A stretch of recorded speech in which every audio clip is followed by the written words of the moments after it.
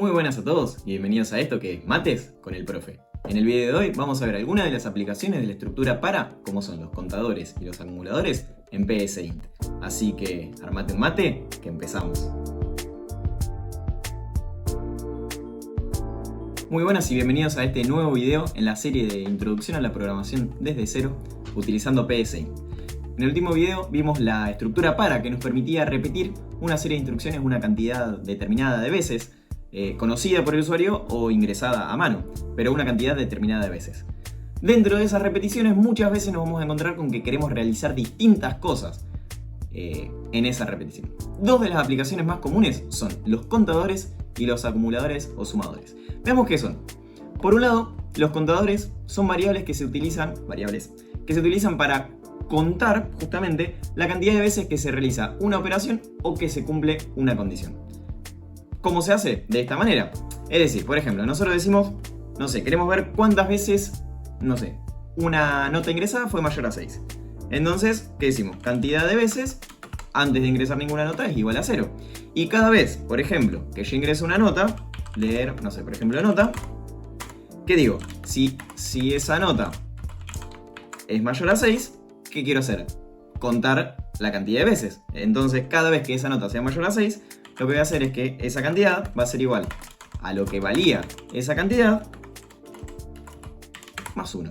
¿Sí? Entonces primero valía 0. Si esa nota fue mayor a 6, se me sumó 1. ¿Sí? Y esta variable que se llama cantidad, que valía 0, ¿qué vale? 0 más 1. Entonces cantidad ahora vale 1. Suponiendo que en otra parte del programa o dentro de una estructura para vuelvo a leer una nota y vuelvo a comparar si es mayor a 6, ¿qué pasa? Leo esa nota. Si esa nota fue mayor a 6, mi variable cantidad ahora vale 1. Y si la nota fue mayor a 6, ¿qué va a valer? 1 más 1, por lo tanto va a valer 2. Bien, ¿qué pasa ahora con los acumuladores o sumadores? Bueno, son variables que se utilizan para llevar una suma acumulativa de valores que se van leyendo o calculando progresivamente.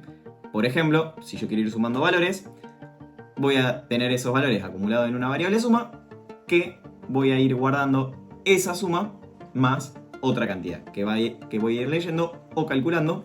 Entonces, por ejemplo, llego, arranco y digo que la suma vale 0 y leo un número. Ahora la suma, ¿qué vale? Suma va a ser igual a suma más número. Si ahora vuelvo a leer el número, evidentemente esto puede llegar a estar dentro de una estructura para, por ejemplo, pero vuelvo a leer un número y lo quiero volver a sumar, entonces ¿qué hago? Suma va a ser igual a suma más número de nuevo. Entonces, al principio suma vale 0.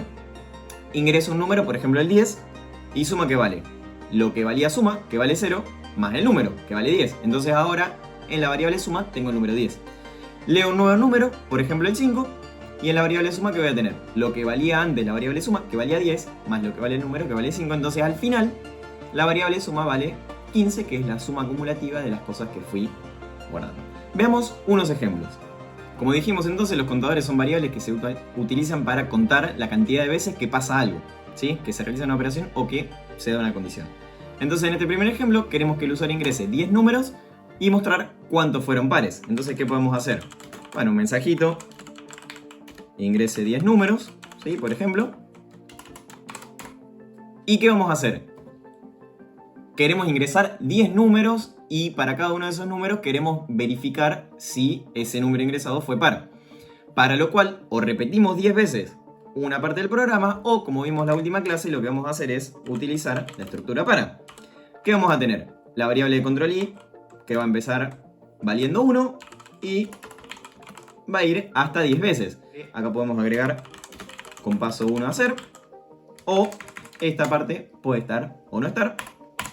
Me queda más cómodo si no está, pero es exactamente lo mismo. Entonces, con este para, lo que estamos haciendo es preparar el terreno para realizar 10 veces una determinada acción. ¿Qué acción queremos hacer?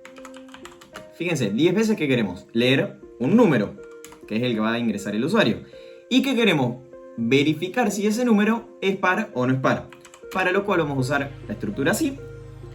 ¿Y qué queremos verificar justamente? Si ese número es par. Para verificar si un número era par, lo que hacíamos era utilizar este operador, que lo que me daba era el resto de la división. Entonces, si el número ingresado dividido 2, el resto de esa división me da 0, es porque el número es par. ¿Y qué queremos hacer si el número es par? Lo que queremos hacer es poner un contador.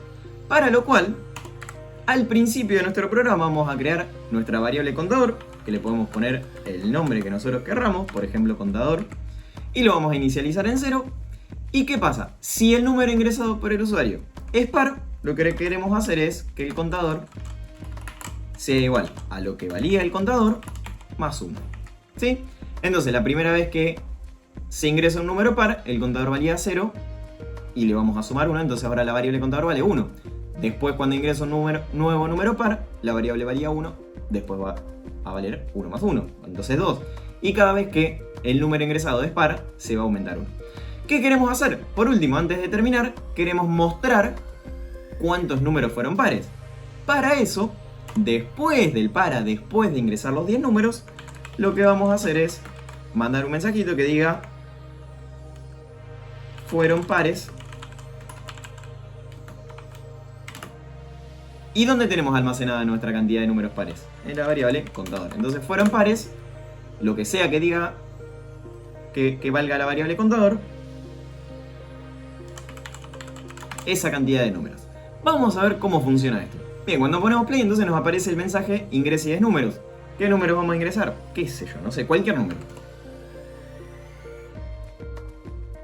Entonces, ¿qué nos dice? Al finalizar el ingreso de números, nos dice cuántos de esos números fueron pares. Entonces, ¿nosotros qué ingresamos?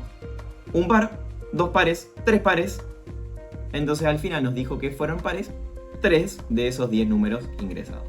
Veamos ahora un ejemplo con acumuladores, también llamados sumadores, que decía que son variables que se utilizan para llevar la suma acumulativa de valores que se van leyendo o calculando progresivamente.